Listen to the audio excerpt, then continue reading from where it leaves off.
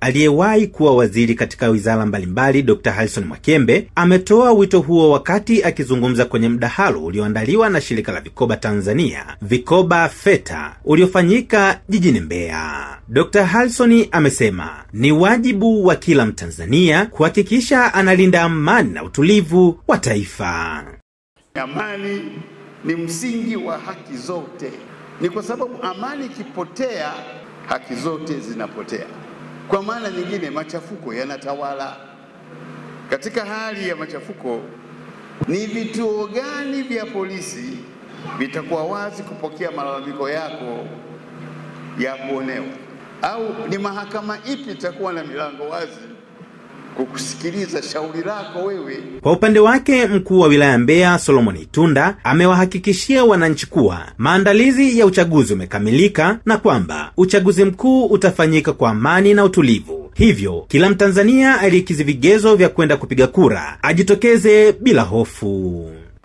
Wananchi wa wilaya ya Mbeya na viunga vyake, makundi yote, mamalishe,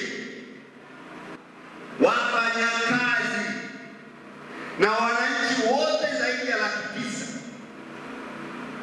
900 wa wilaya ya Mbeya wanaenda kupiga kura kwa amani.